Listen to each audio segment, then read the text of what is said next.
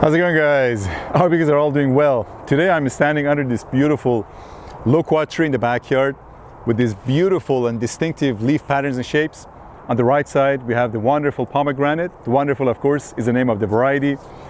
And on the left side we have the medlar queen's combination. It's the same rootstock onto which a medlar and a queen's cultivar are grafted. Now, I'm not making this video because of the fruit trees in the backyard. I'm making this video because this part of the yard is almost like a little small sanctuary where I'd like to come here every once in a while and kind of meditate and kind of evaluate some of the decisions that I've recently made in my life. Now, it was actually here that I was going through my camera collection, camera gear, and I came to the conclusion that some of the cameras, some of the camera bodies and the lenses that I've acquired over the past few months, I can't really justify keeping them because I hardly even use them. So why would I want to keep them? And it's probably the most financially viable thing to do, to every once in a while go through your camera gear, camera selection, and maybe just clear out the clutter. Of course, most photographers these days, photography enthusiasts like myself, have succumbed to something that people call GAS, which is gear acquisition syndrome, that is pretty hard to resist temptation when we come across a good deal on cameras or lenses and we just want to snatch it. But then we probably have to kind of contain those photographic urges and maybe be a bit more reasonable. Now, on that note, I came to the conclusion today that, well, this Olympus 12-40 zoom lens that's weather sealed, beautiful build quality, phenomenal clutch mechanism for switching back and forth between manual and autofocus. It's a very satisfying sound, by the way. But I can't really justify keeping this, and I'm going to explain to you why that is the case. Now, the main camera body that I use is the Olympus OMD EM1 Mark II. The camera with which I'm shooting this clip is the Lumix GH4, just a beautiful camera. But when it comes to continuous autofocus, this outclasses the Lumix. It's got a more advanced, continuous autofocusing mechanism, and it works extremely well. Now, this camera is weather sealed. It's got beautiful build quality. Everything is very nice and very responsive. All the knobs and dials are very functional. I think the body is made out of magnesium alloy. With the exception of the mode dial, everything else is just perfect. Mode dial is a little kind of plasticky. I don't know, it feels a little cheap, but it should be something that will probably stand the test of time well. Yeah, I mean, it's not the most sturdy of the mode dials, but it should be okay. Now, on this camera, what I have currently is the Olympus 12mm f2.0. It's a beautiful, beautiful lens, just like the 12-40. It's got the clutch mechanism for switching back and forth between manual and autofocus, and its optical prowess is simply beyond reproach. You can take fantastic photographs with this. Of course, 12mm is not the kind of focal length that will lend itself to capturing photographs with blurred background or to achieve the bokeh or bokeh effect. But if you open this up all the way to f2.0, you might be able to achieve some sort of blurred background. If you're pretty close to your subject matter and take a photograph, you can actually achieve some shallow depth of field. So why would you need this when you have this lens? Well, I can't think of a reason actually, other than the fact that this is weather sealed and it's got excellent build quality. The build quality of this is also pretty good. I'm pretty happy with this, but this is a much more sturdy lens. It kind of feels reassuring to hold this in your hand, and this is something that will probably stand the test of time better than this. If you're like a landscape photographer, you want to climb the Mount Everest or whatever, and you quite often find yourself in harsh climates, harsh conditions, then this may be the lens to go for. But what I got to tell you is that in terms of optical performance, there's just simply no contest. This really, really outclasses this when it comes to optical performance. And this is just a great lens. And in terms of autofocus, I think they're pretty much equal. I can't really tell them apart as to which one is the faster lens to autofocus. I think they both autofocus pretty noiselessly, and I'm pretty happy with them. But the most important thing for me is really the image quality and the video quality, and what I'm getting out of this just completely outclasses this, in every possible way. So I can't justify keeping this lens at 12 millimeter, but let me see, maybe on the zoom ends, I might have some good reasons to keep it. Well, let's find out.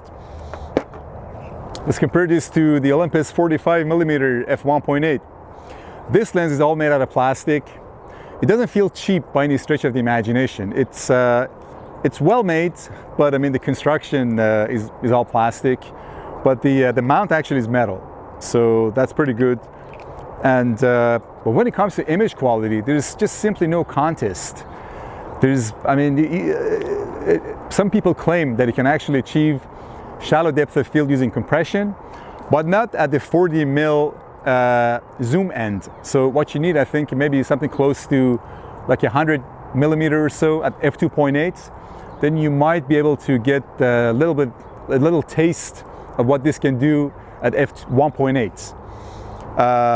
But I don't actually recommend it. So I think it's better to get this lens, and this can be had pretty reasonably these days. I think you can get this for like $150. I saw actually somebody selling this on Facebook Market for 150 bucks in almost like brand new condition. So this compared to this, of course, this has its advantages. As I said, it's weather sealed and it's a zoom lens. It's more flexible, gives you more flexibility if you want to shoot your photographs. But when it comes to portrait shooting capabilities, there is just no comparison whatsoever. This is a clear winner. Well, let's find out like in the mid range, not 12, not 40, but let's say around maybe 25 millimeter. compared to the Lumix 12 millimeter f1.7. Again, it's a pretty cheap lens. It's all made out of plastic.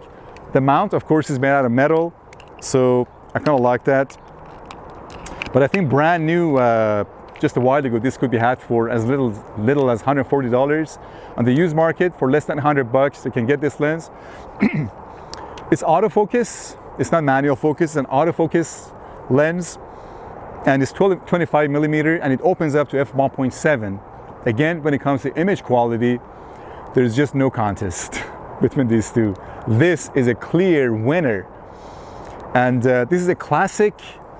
Gives you a classic sort of view, 25 millimeter, which is the equivalent of a 50 millimeter on a full frame sensor, and great photographic capabilities you can achieve with this lens. And it's also great for shooting videos. Autofocus with the Olympus OMD EM1 Mark II works beautifully. I shoot some videos actually with this combination, and I get excellent results. So this against its prime counterparts, I don't think it holds a candle when it comes to image quality. Again, it's more flexible to have a zoom lens on your camera, but then you're taking compromises in the optical performance department. So again, I'm primarily shooting with Olympus OMD EM1 Mark II. And usually what I have on this camera is either the 12 millimeter f2.0 or the 45 millimeter f1.8. And sometimes I have this on the camera as well. This, I probably used it once or twice, and that was it. Now, I live in Sacramento in California, and the weather is quite often just nice and sunny, so I don't really find myself in harsh climates.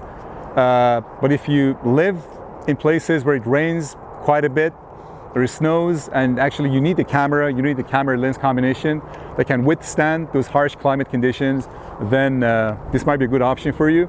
But for me, what matters the most is optical performance, and for that I'm actually choosing these three lenses.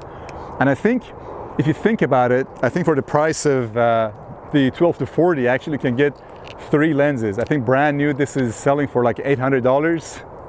I would never actually pay 800 bucks for this lens. And I don't also recommend buying, you know, camera lenses brand new. You can get fantastic deals on Facebook Market, on eBay, on KEH websites. Actually, you can actually get great deals too. So yeah, anyways, I'm actually keeping my prime lenses, and I'm actually selling the Olympus 12 to 40 because I have no justifiable reasons to keep it. Anyway. Now, to substantiate my claim that this 45mm f1.8 is a far more capable lens when it comes to achieving shallow depth of field than its zoom 12 to 40 counterparts, I'm going to take a photograph of this kind of wonderful, you know, pomegranate flower, and then I'm shooting this at f1.8, and I'll let you guys see the results after I take the photograph. So let's go ahead and take this. I'm going to take the same exact shot actually with the 12 to 40.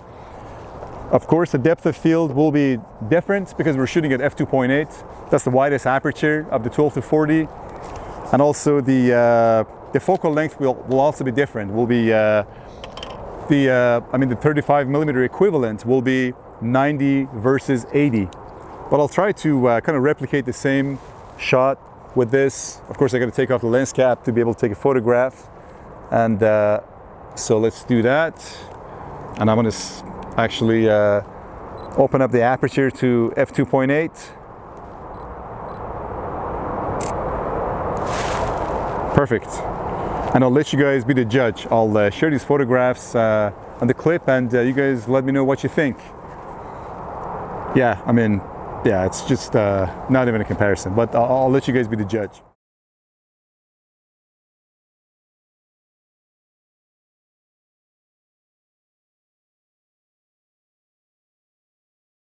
Now, let's try the same shot at 12mm and see what we can get. Now, on the 12 to 40, so we're going to shoot at 12mm, and we're going to open this up to f2.8. Let's get pretty close to the subject. Perfect. And let's take the same shot with the Olympus 12mm f2.0 and see how they differ. I dropped the back cap. Okay. And of course, I don't want to get any dust on the sensor, so I better put in the lens on the body as quickly as possible. So let me take off this lens cap and take this photograph. All right, let's get on with it. Okay, so let's see.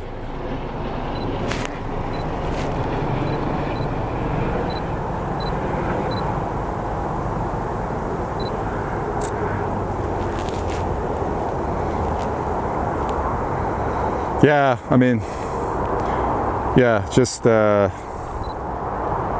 let's see. Let me just want to replicate the same exact shot, so our comparison will be as fair as possible.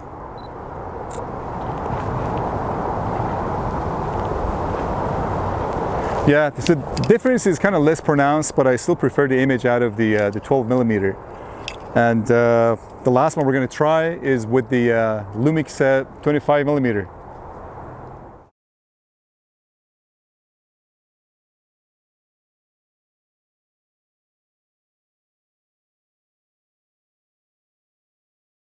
Okay guys, I'm shooting with the Lumix 25mm f1.7 at the widest aperture, f1.7. Oh, just a beautiful, beautiful photograph. Fantastic. Let's take another one.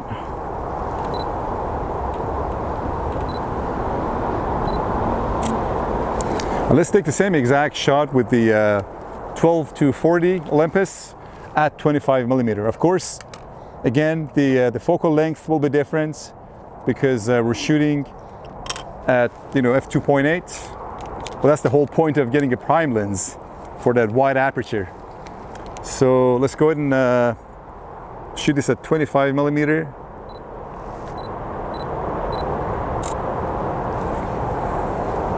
Oh yeah, again, you know, it's actually a very good quality photograph with the 12 to 40, but it doesn't even get close to the 25 millimeters. So yeah, so I much prefer the images that come out of the prime lenses. This is a very good lens. I mean, don't get me wrong, I'm not really bashing this lens, or I'm not really harshly criticizing it. It is good for what it is, but I much prefer to shoot with prime lenses because you know, I can get better light gathering capabilities, and I can achieve better results, and the optical performance also is going to be better on prime lenses primarily. Yeah, so anyways, it's a good lens. If it appeals to you, just go ahead and get it. As I said, excellent build quality, autofocusing fast and quick, is weather sealed. You know, it feels very nice and very reassuring in the hand, and it feels like you're getting your money's worth for what you pay for. Actually, it's great, but I prefer to shoot with prime lenses, and that's just my preference.